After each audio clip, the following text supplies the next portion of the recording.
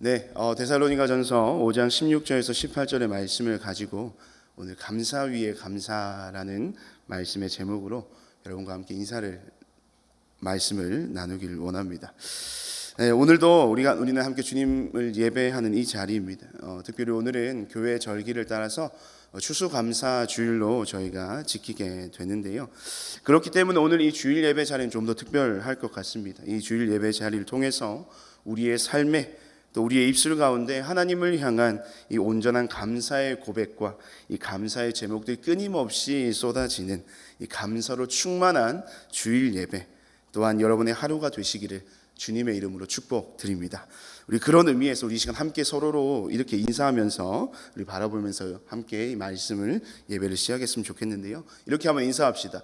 늘 감사하며 삽시다. 우리 함께 인사할 거예요. 시작. 우리 반대편 분에게도 한 번 더 인사합시다. 늘 감사하며 삽시다. 우리 뒤에도 많은 성도님들이 와 계십니다. 몸을 돌리셔서 우리 다 돌아보시면 안 되니까 우리 돌아보시면 다시 한 번 더 마지막으로 늘 감사하며 삽시다. 네, 늘 감사하며 사시는 여러분의 삶이 되시길 바랍니다. 오늘이 추수감사 주일이기 때문에 이 절기의 이 성경적 의미에 관해서 먼저 여러분과 이야기를 나누면 좋겠습니다. 대개 이 추수감사 주일을요, 우리 미국의 이 최대 명절 땡스기빙 데이와 연관지어서 우리는 생각하곤 합니다. 이 땡스기빙 데이의 유래는 여러분이 잘 알고 계시듯이 이 15세기에 이 메이플라워를 타고 신대륙으로 건너간 이 청교도들이 그 땅에 정착하고 첫 수확물을 하나님께 드린 것을 기념하는 날이 바로 이 땡스기빙 데이입니다. 그래서 이 땡스기빙 데이가 오늘 우리가 지키는 이 추수감사절의 의미를 같이 한다고 우리는 이해하죠. 물론 우리가 이 11월 즈음에 이 추수감사 주일을 지키는 것이나 그 감사의 의미는요, 이 땡스기빙 데이와 그 맥락을 같이 한다고 볼 수 있습니다. 하지만 우리는 이 추수감사 주일이 이 말씀 안에서요, 어떤 유래 또 어떤 의미를 가지냐는 것을 먼저 생각해 볼 필요가 있다는 것이죠. 왜냐하면 저와 여러분 우리 모두의 감사는 오직 하나님의 말씀에 근거하기 때문입니다. 그래서 이 먼저 성경 안에서 그 추수감사주일의 이 추수감사절의 유래를 한번 살펴보자는 겁니다. 이 성경 안에서 추수감사주일의 유래는요, 이 구약의 3대 절기인 이 장막절로부터 출발합니다. 여러분이 잘 알고 있는 장막절, 이 초막절, 수장절을 의미하는데요. 이 장막절을 지키는 계절은 지금과 같은 어떤 계절일까요? 가을입니다. 유대인들은 가을의 추수를 모두 끝낸 뒤에 이 수확물을 저장하는데 이것은 긴 겨울을 나기 위한 준비인 것이죠. 그리고 이 준비가 끝이 날 때 이 장막절의 절기가 비로소 시작이 됩니다. 유대인들은 장막절을 지키기 위해서요, 이 집 가까이에 혹은 근거리에 그 절기가 진행되는 일주일 동안 지낼 텐트, 이 장막을 치기 시작합니다. 근데 이 텐트를 칠 때요, 반드시 갖춰야 할 몇 가지 특별한 요소들, 지켜야 할 특별한 요소들이 있는데요. 첫 번째는 우선 텐트의 지붕이 뚫려 있어야 됩니다. 지붕이 없어야 된다는 말이에요. 뚫려 있어야 되고요. 이 뚫린 텐트 지붕 위에는 4가지 이상의 종류의 가지를 올려야 되는데 어떤 가지냐?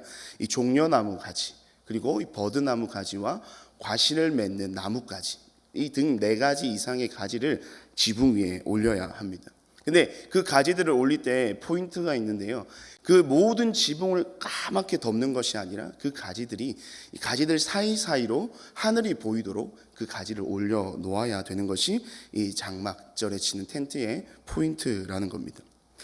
오늘날도 유대인들은요, 장막절을 잘 지키고 있다고 합니다. 우리 화면을 한번 보시면 어떤 모양이신지 한번 감이 잡히실 것 같아요. 말씀드린 대로 이 텐트를 치고요, 하늘은 뚫려 있고 그 위에는 가나무 가지들이 사이사이에 있고 과실을 맺는 나무 가지들이, 실제 과실은 아니지만 지금 저렇게 과일 모양의 종이 하나의 작품을 이렇게 걸어 놓는 것을 볼 수가 있습니다. 사진을 보시니까 훨씬 더 이 그림이 그려지실 것 같은데요. 이 온 가족이 함께 저곳에서 주야로 한 주간을 보내게 됩니다. 그러면서 유대인들은 이 장막절을 통해서 2가지의 그 귀한 의미들을 마음 가운데 새기게 되는데요. 이 어떤 의미를 새기느냐? 첫 번째는 이 모든 과실을 허락하여 주시는 하나님께 감사를 드리는 것입니다. 말 그대로 내게 주신 모든 것은 오직 누구로부터 왔다고요? 이 하나님께로부터 온 것임을 고백하면서 우리의 삶의 근원을 하나님께로 돌리는 그러한 그들의 신앙 고백적 의미가 이 장막절 안에 포함이 되어 있는 것입니다. 그것이 첫 번째 의미고요. 둘째, 이 장막절의 의미는 애굽 땅에서 인도하여 내신 구원의 하나님을 그들이 이 시간들을 통하여서 뭐 하는 것입니까? 기억하는 것입니다. 이미 약속의 땅에 정착했기 때문에 그들에게는 더 이상 뭐가 필요 없습니까? 텐트가 필요가 없는 것이에요. 하지만 이 장막절의 기간을 통해서 그들이 텐트를 친다는 것은 어떠한 의미겠습니까? 이 지난 광야의 40년의 그 모든 여정을 그들이 이 시간들을 통해서 기억하는 것입니다. 구름 기둥과 불 기둥으로 그들을 위해 광야의 길을 내셨던 하나님을 이 장막 위에 이 종려나무 가지, 종려나무 가지라는 것은 그 광야에서 자라는 나무입니다. 그래서 종려나무 가지를 위에 올리는 거예요. 그래서 그 종려나무 가지를 보면서 그들을 위해서 광야의 길을 내셨던 하나님을 그들은 기억하는 겁니다. 또 먹을 것과 마실 것을 내어주셔서 생명을 보존하여 주신 하나님을 이 지붕에 있는 어떤 가지를 보고 그들이 기억하겠습니까? 과실이 맺힌 그 나무를 보고 그 가지를 보고 그들이 기억하는 것입니다. 또 밤이 되면 어떻습니까? 이 밤이 되면요, 아까 사이사이를 비워놓아야 된다고 했잖아요. 밤이 되면 그 사이사이로 뭐가 보이겠습니까? 밤하늘에 숱한 별들이 보입니다. 이 나무 가지들 사이로 보이는 수많은 별들을 보면서 아브라함에게 약속하셨던 이 땅과 자손의 번성함의 언약을 끝내 이루어 주신 그 하나님을 이 장막 생활 가운데 일주일의 시간 동안 그 절기를 지키면서 그들은 기억하는 것입니다. 그렇게 유대인들은 장막절을 보내는 기간을 통해서요, 지금까지 자신들의 삶을 인도하여 주신 하나님에 대한 감사, 그리고 앞으로의 시간 가운데서도 변함없이 우리와 함께 하실 과거와 현재와 미래의 하나님에 대한 모든 감사를 고백하는 시간이 바로 이 장막절의 절기라는 것입니다. 이 같은 장막절의 의미가 바로 오늘 이 시간, 이 가을과 겨울의 문턱 사이에서 추수감사주의를 보내고 있는 저와 여러분의 삶에 고백되어야 할 온전한 바른 감사절의 의미라는 거예요. 그런 의미에서 우리 다시 한번 더 옆에 계신 사랑하는 가족들, 또 성도들과 함께 이렇게 서로를 축복했으면 좋겠습니다. 감사로 충만하십시오. 축복할까요? 시작. 감사로 충만하십시오. 감사로 충만하시길 바랍니다. 우리 오늘 이 강대상 앞에는요, 추수감사주의를 맞아서 여러분들의 귀한 또 섬김의 손길로 이 가을의 오곡백과들이 아름답게 놓여져 있습니다. 어떻습니까? 보기만 해도요, 참 탐스럽고 우리의 마음이 굉장히 풍성해지는 것 같습니다. 그런데 이 과일들을 한번 잘 살펴보십시오. 똑같은 과일인 것 같지만 사실은 이 과일이 어떤 모양이나 어떠한 형태, 상태에 따라서 이 과일들이 등급이 나누어지는 거 여러분 알고 계시지 않습니까? 그렇죠? 그런데 여러분, 오늘 우리가 마땅히 드려야 할 또 이 감사에도요, 등급이 있다는 사실을 여러분 알고 계십니까? 이 추수감사주의를 맞이해서 특별히 여러분에게 이 감사의 등급을 소개해 드리고자 합니다. 그래서 이 등급을 통해서 여러분은 과연 어떤 등급의 감사를, 어떤 등급의 감사의 삶을 살아가고 계신지 스스로의 삶을 한번 평가해 보시는 시간이 되었으면 좋겠습니다. 여러분에게 제가 소개해 드릴 이 감사의 등급은요, 초급, 중급, 고급으로 이어지는 이 3등급제로 나뉘어져 있습니다. 먼저 초급 등급, 이 초급 레벨의 감사는 어떤 감사냐고 한다면 주로 어떤 때 드리는 감사냐? 이 초급 레벨은요, 우리의 삶에 좋은 일이 있을 때 드리는 감사를 이 초급 레벨의 감사라고 합니다. 여러분, 어떤 좋은 일을 한번 이야기해 볼 수 있겠습니까? 이제 또 이 인사 시즌이지 않습니까? 직장에서 뭐 할 때요? 승진을 할 때라든지, 어떤 우리 직장의 회사가 아주 올해 이제 성적이 매출이 좋아가지고 보너스가 든든하게 아주 많이 나올 때 우리가 좋은 일이라고 얘기할 수 있습니다. 또 사업을 하시는 분들은 어떻습니까? 불경기 가운데서도 우리의 사업이 번창하여서 높은 이율, 많은 매출을 남겼을 때 또 우리는 그것을 좋은 일이라고 볼 수가 있습니다. 그리고 이제 곧 수능이지 않습니까?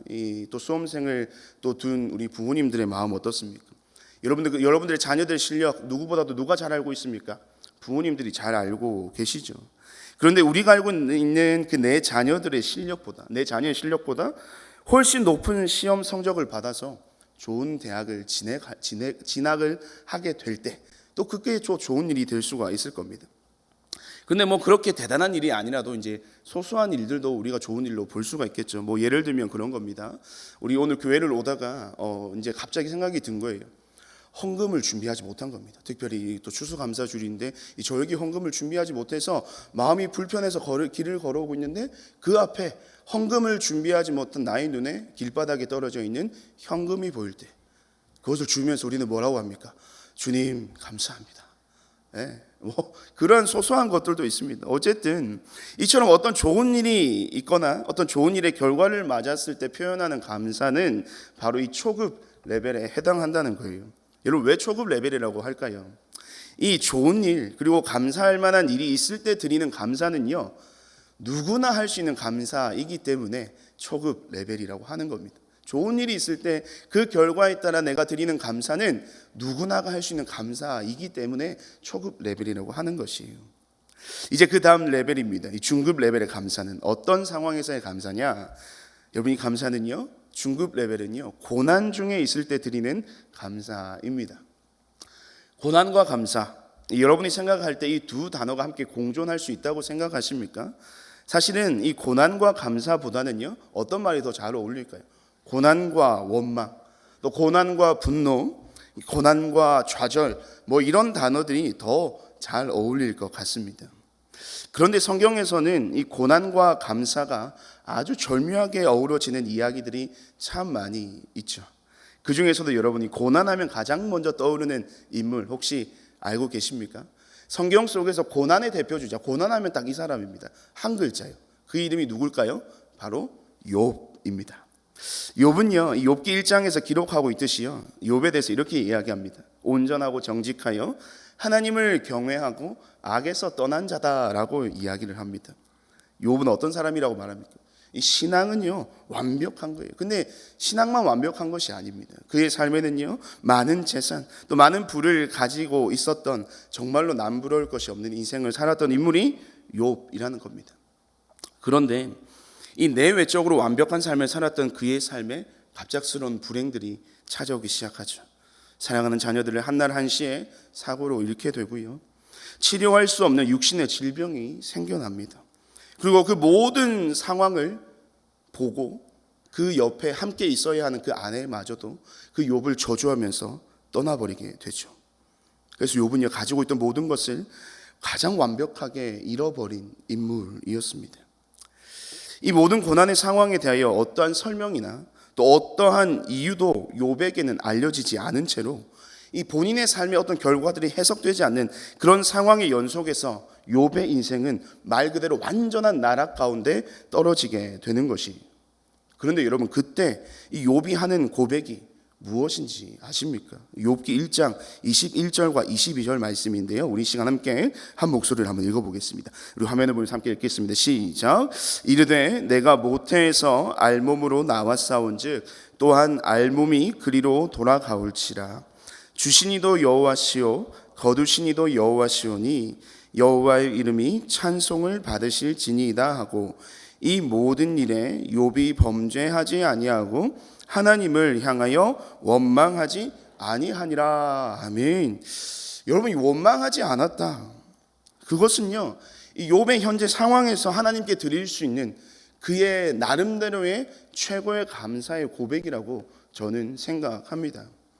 이 욥의 같은 고백은 고난과 감사가 공존할 수 있음을 보여주는 성경에서 찾아볼 수 있는 아주 좋은 예인 것이죠. 근데 그런 욥을 보면서 우리는 그렇게 말하기를 참 좋아합니다. 어떻게 말합니까? 이 욥이니까 가능한 거죠. 이 현실에선 불가능한 일입니다, 목사님. 그렇게 얘기하기를 좋아합니다. 성경의 인물이니까 그렇지 않습니까? 현실에선 불가능합니다. 여러분, 과연 그럴까요? 여기 지금 우리와 동시대를 살고 있는 지극히 평범하지만 결코 평범하지 않는 한 여인을 이 시간 여러분들에게 소개하고자 합니다. 우리 화면을 한번 보시면요, 이 분인데요, 이분은 어떤 분이냐? 여러분, 지난 여름에 이 태풍 흰남노가 이 한반도를 상륙했을 때 포항 지역에 큰 홍수가 났던 것을 여러분 기억하실 겁니다. 그 중에서도요, 한 아파트 지하 주차장이 침수가 되어서 수많은 사상자들이 나왔던 뉴스를 다들 기억하고 계실 겁니다.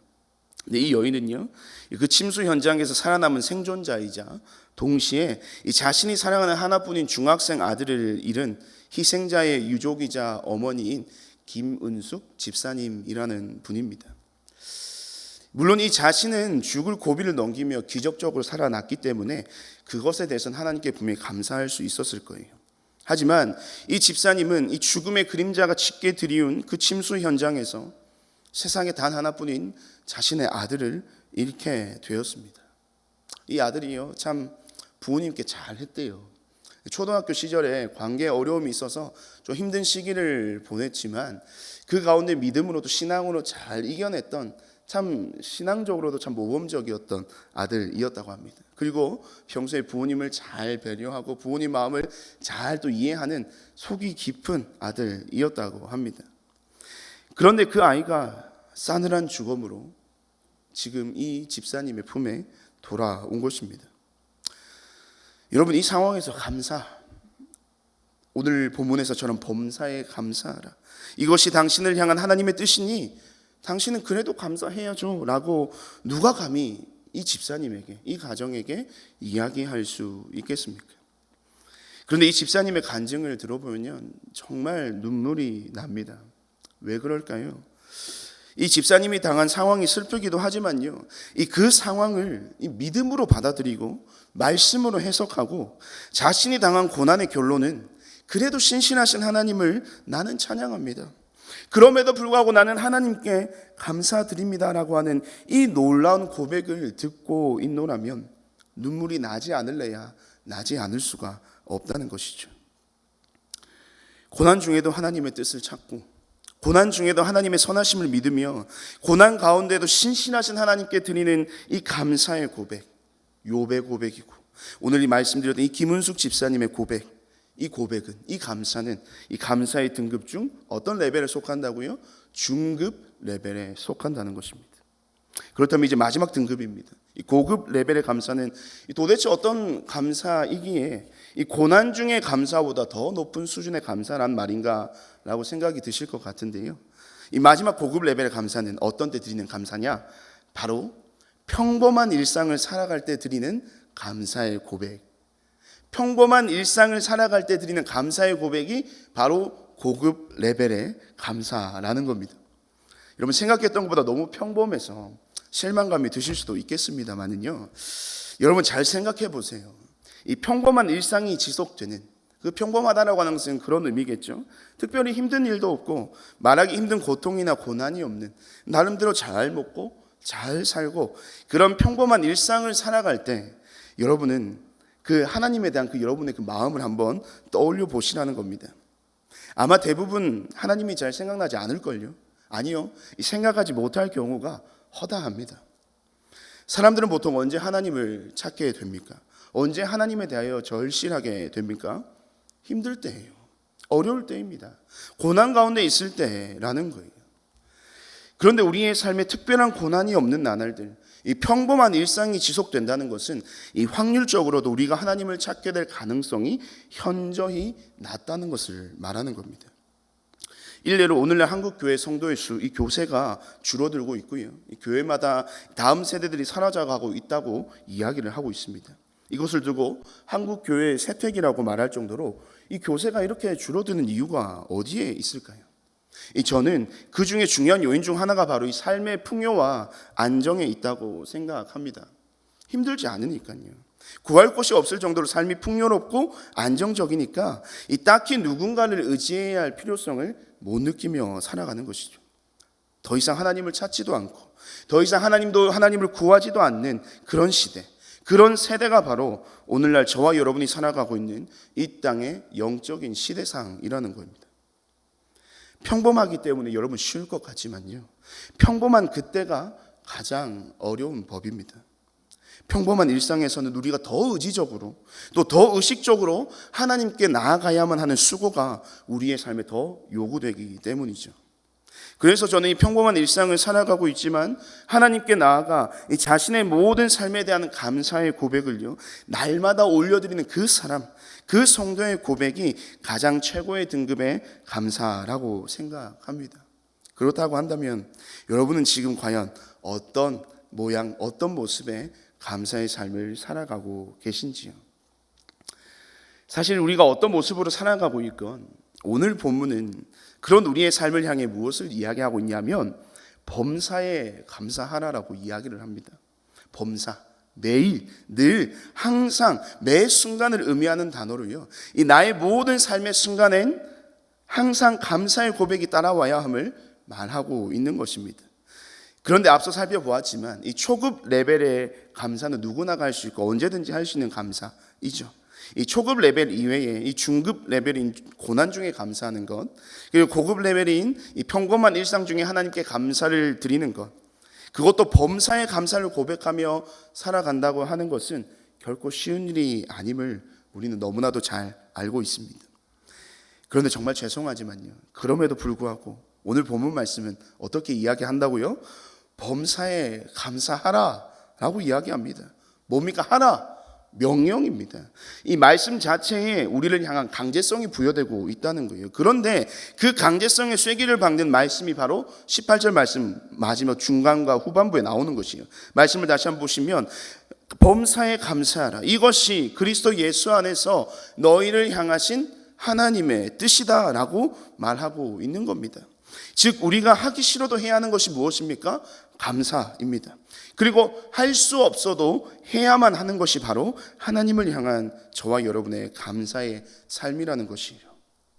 그런데 이 말을 다시 한번 생각해 보면 그렇습니다. 여러분, 하나님은요, 당신의 백성들에게 무언가를 요구하실 때 결코 무리하게 요구하시는 법이 없으십니다. 이 범사에 감사하라 하셨다는 것은 어떤 의미냐? 그것은요, 우리의 삶의 이 모양과 형편이 어떠하든 저와 여러분의 삶 가운데에는 하나님께서 어떠한 감사의 거리들을 삶의 곳곳에 이미 두셨다는 것을 이야기합니다. 다만 우리가 단지 그것을 깨닫지 못하고 발견하지 못하였을 뿐 우리의 인생의 곳곳에는 하나님의 그 은혜의 흔적들이 존재하고 있다는 겁니다. 그렇다고 한다면 우리는 이 범사에 감사하라고 하시는 그 하나님의 말씀을 따라 속히 우리의 삶 속에서 무엇을 찾아내야 할까요? 이 감사의 제목을 찾아내야만 합니다. 또한 그 우리의 삶 속에 존재하는 감사의 자리로 우리는 나아가야만 한다는 것이죠. 그러면 어떻게 우리가 이 우리의 삶 가운데 감사의 제목을 찾을 수 있을까요? 이에 대해서 이 우리의 삶 가운데 감사를 찾아내기 쉬운 세 가지의 방법을 여러분들에게 알려드립니다. 첫 번째는요, 우리 함께 화면을 함께 보시면서 첫 번째 감사를 찾아내기 쉬운 첫 번째 방법 함께 한번 읽어보겠습니다. 시작. 이미 받은 복을 세어보라. 네, 첫 번째는요, 이미 받은 복을 세어보라는 것입니다. 여러분, 이런 찬송가도 있지 않습니까? 받은 복을 세어보아라, 그 신복을 내가 알리라. 받은 복을 세어보아라, 주의 크신 복을 내가 알리라.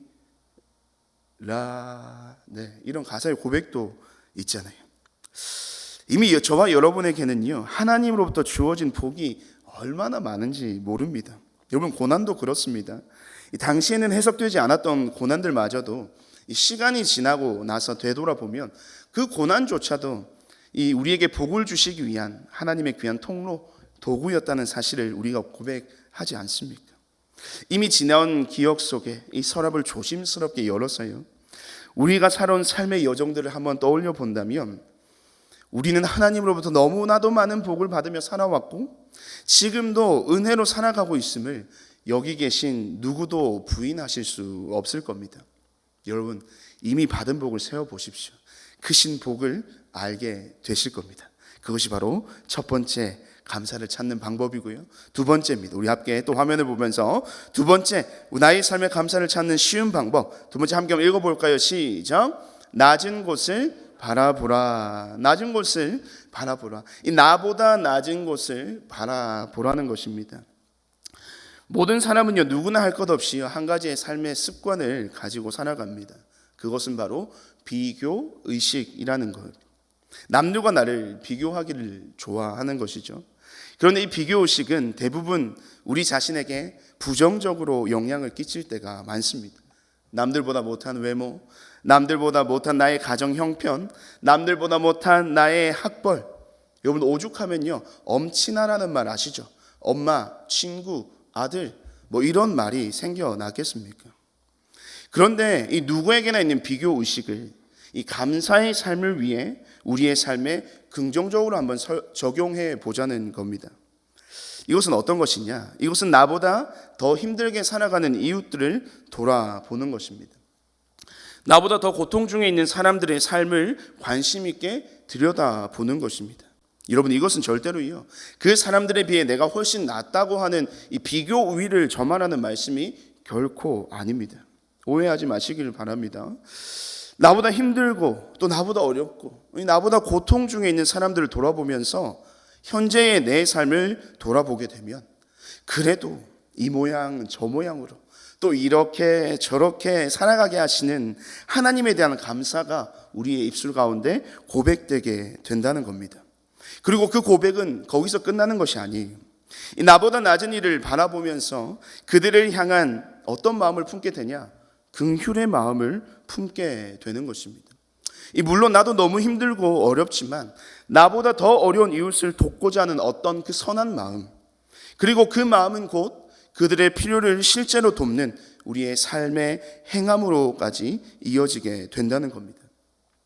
감사가 감사를 낳고 이 감사가 또 다른 감사의 열매를 맺는 이 감사의 선순환 구조가 우리의 삶 가운데 세워지게 되는 것이죠. 어떨 때요? 나보다 낮은 자리, 또 나보다 낮은 것을 바라봄을 통해서 말입니다. 그것이 바로 이번 두 번째 우리의 삶 가운데 감사를 찾을 수 있는 방법입니다. 그리고 마지막 세 번째입니다. 우리 세 번째 한번 읽어볼까요? 시작. 감사를 생활화하라. 세 번째는요 감사를 생활화하라는 것입니다. 이것은요 그냥 우리의 말 가운데 또 우리의 입술 가운데 감사합니다 주님 이런 말을 늘 담고 살라는 겁니다. 그냥 감사하고요 그냥 그저 감사하고요 또 감사하며 살라는 것입니다. 그 감사의 고백을 우리의 입술과 우리의 삶 가운데 떠나지 않도록 늘 감사의 고백으로 살라고 하는 겁니다. 이 같은 이 감사의 습관이 너무나도 잘 훈련되어서 오는 또 재미난 에피소드가 사실은 제가 이 말씀을 준비하면서 생각이 나기도 하더라고요. 이 설교를 준비하면서 이 한 선배 목사님의 일화가 생각이 나는 겁니다.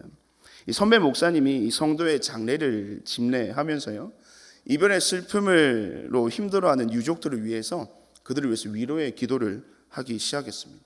그런데 이 기도가 시작되는 순간에요 그 위로 예배 자리에 이 싸늘한 적막감이 감돌았습니다. 기도하는데 왜 싸늘하게 적막감이 감돌았을까요? 왜 그랬을까요? 그 목사님, 이 선배 목사님이 이렇게 기도하신 겁니다. 잘 한번 들어보십시오. 인생의 모든 생과 사와 화와 복을 주관하여 주시는 하나님 아버지, 진심으로 감사드립니다. 여러분 여기서 이제 약간 좀 반응을 보이셔야 되는, 웃어야 되는 타이밍. 장례 예배에서 진심으로 감사드립니다 라고 하는 기도를 드렸다는 거예요. 돌아가셨는데 이별의 슬픔으로 아파하는 그 상황 속에서 그 목사님이요 그렇게 기도해 진심으로 감사합니다.